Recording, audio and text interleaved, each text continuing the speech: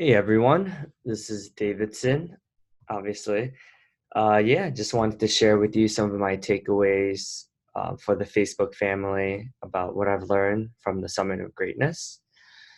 Yeah, it was pretty cool. For those of you guys who don't know, I went to a conference. Well, I'm still here. I'm leaving tonight, but all of Thursday, Friday, and Saturday, we had a 3-day conference where we met with um, top professionals that are top of the game in relationships, in soul, mind, and body. So there was a lot of discussions around like self development and just improving and getting better every day. I actually lost my voice yesterday because we were having such a good time partying with everyone. But yeah, it was a really cool experience. I had a lot of takeaways. I would say the biggest takeaway for me is the self-talk and what we talk about. For instance, I noticed that in the past, I would say words to myself like, "Oh, I'm not flexible." Talking about yoga specifically, where it would always be really challenging for me to do yoga because I'm a CrossFitter and I was spending more time and energy doing things like um, muscle movements and snatches, deadlifts, squats, kettlebell swings, things like that. So less of an emphasis on like flexibility. But and at LinkedIn we do a lot of yoga. We have yoga instructors that come into the office every now and then. So I've been working on my flexibility, but I just remember like during like really hard poses, I would tell myself like subconsciously, like the inner dialogue, I would say, man, like I'm really not that flexible. And I noticed like from reflecting from today's or from this week's conference that that's very disempowering. I realized like it was slowing down my ability to be flexible. So yeah, it was interesting. Just some observations. So going forward, my dialogue to myself would be more like, "Hey, Davidson. Traditionally you're pretty good at things like CrossFit and endurance, and running like half marathons and things like that. But the new possibility would be, hey, you could be this well-rounded guy who's also good at yoga. So I think that will ramp up my improvement much better. Even like telling myself that, I noticed like I can touch my toes, which I haven't in the past. During the presidential fitness test where you test everything, I was always really good at the mile, really good at push-ups, really good at pull-ups, really good at like everything else, essentially, being a track athlete and things like that.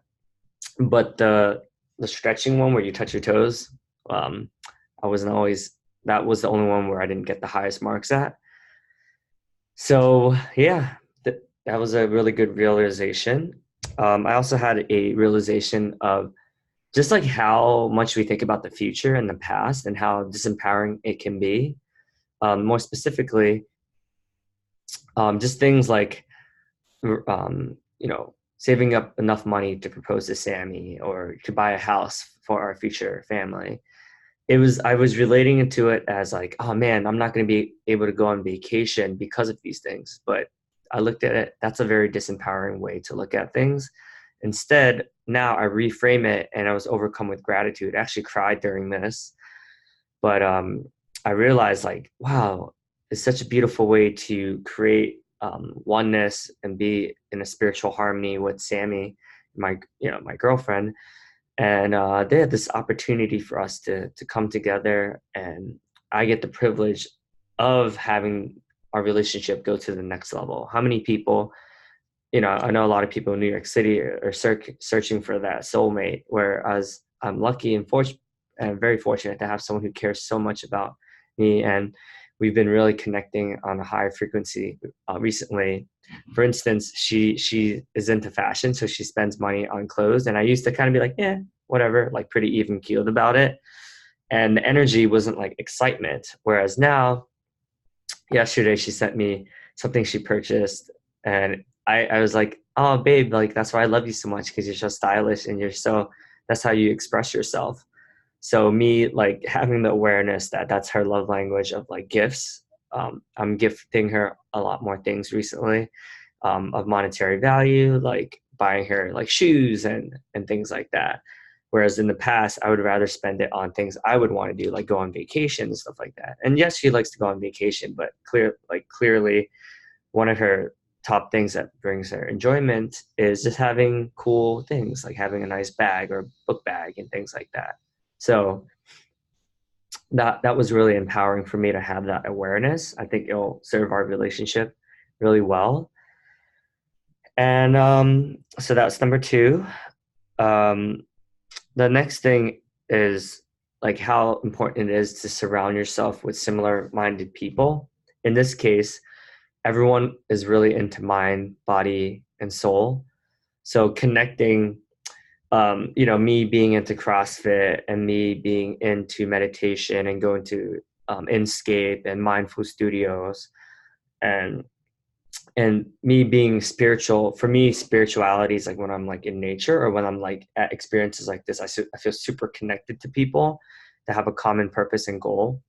So knowing that is extremely powerful because well, not only can I surround myself with people that have these goals, like I met a ton of like life coaches and people that are similar to me that just want to impact the world by giving back and by sharing stories to help them achieve their goals and takeaways and lessons learned.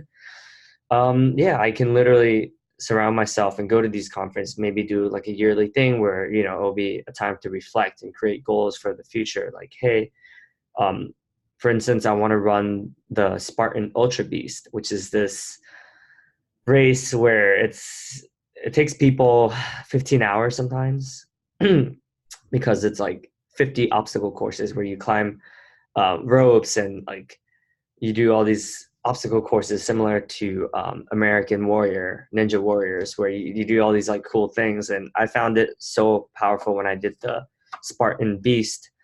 I think it took me like 6 hours to do that, but this essentially would be double that. So I think last time I did it, I walked like 50,000 steps on my Fitbit. So this is going to be like 100,000 steps in one day. So should be good times. But anyways, surrounding yourself with people that have a common goal. So that's very impactful and it's easier for me to reach my goals as well. Number four, the importance of coaching and having an executive coach. I'm very fortunate that I have Laura Westman as my coach. Shout out to Accomplishment Coaching. And having that accountability every week, an hour where you're dedicated to goals, um, is really, really helpful. She helped me realize so much about myself and helped me just be on track to reach a lot of my goals, like, eventually proposing to Sammy and my relationship to that and what that means to me and why I'm doing it. It's instead of just being a robot and just going through the motions and then just being like, oh man, like this is a painful experience, like saving up so much money. I could be spending it like buying good foods or whatever. Like now I'm like more intentional about how I express my money and where and how it helps me reach my goals. It's much more empowering that way. So thank you, Laura. I appreciate you. Um, Number five is just never giving up.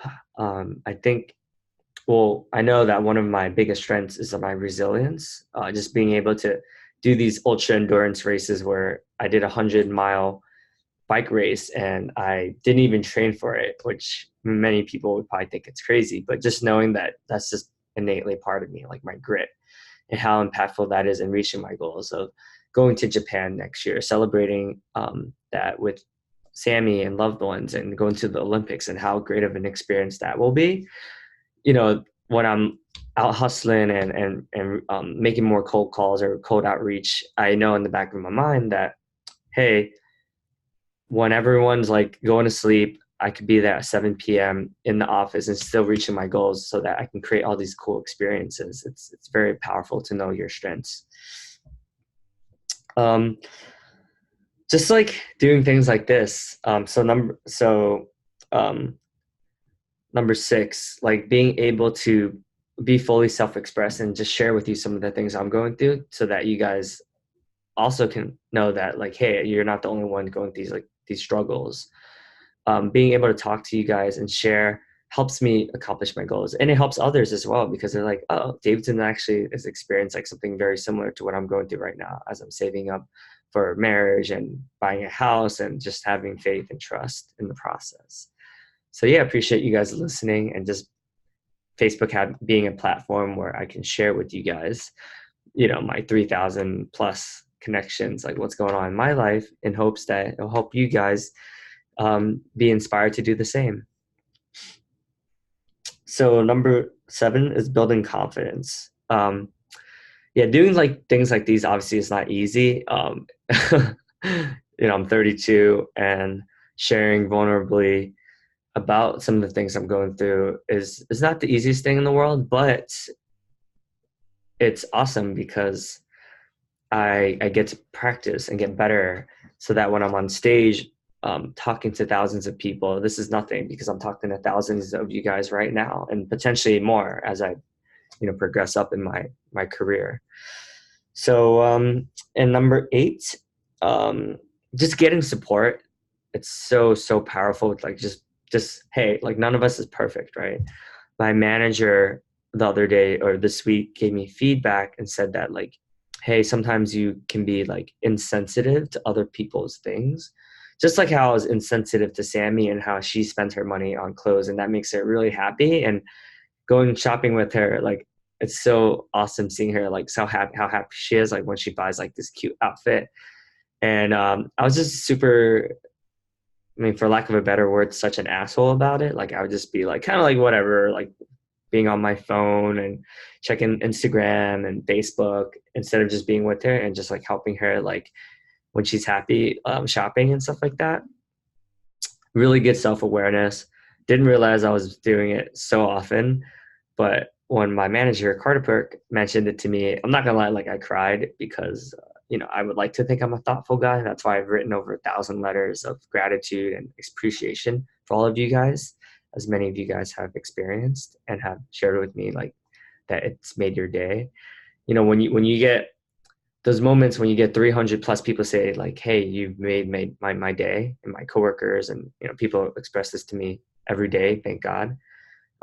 Very grateful for that. But moments when you get feedback saying like, hey, the time when you made that comment about a particular teammate or about with her specifically, I was insensitive to some of the things that's going on in her life, made me feel like really, really bad. And I'm thankful that we have a space where she can share with me. So I appreciate that very much. Number 9, the power of going outside your comfort zone. Like coming to this conference and just dancing like a madman in front of random people I've never seen before, and in with friends. Like actually sometimes it's scarier with friends, and or not friends, but like people that know you, just because they could be like, oh man, like what's Davidson dancing like a fool right now.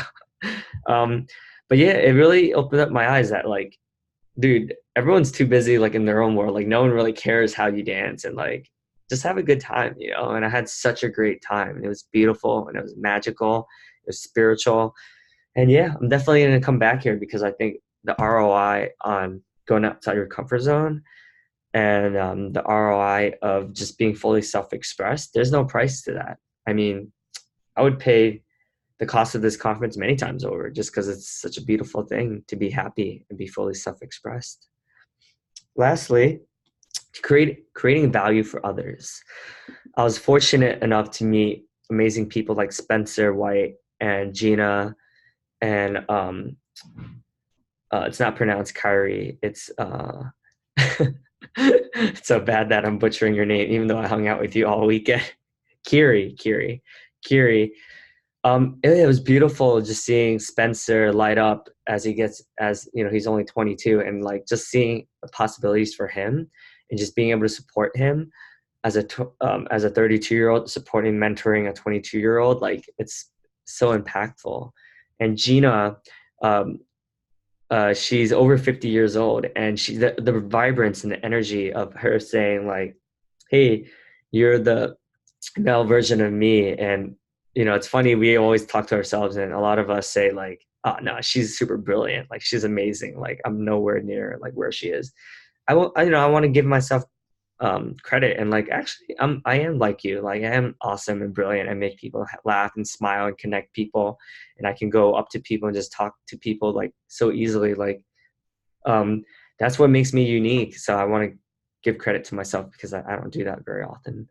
And Kiri, seeing you go up on stage and just you just having the mic and having social anxiety and you conquering that and speaking in front of 2,000 people, like that's freaking amazing. Like I'm so happy I was there when you cried when the hypnotist with Zach um, was able to help you overcome social anxiety. Like that's so cool, like to be able to be there. So thank you so much.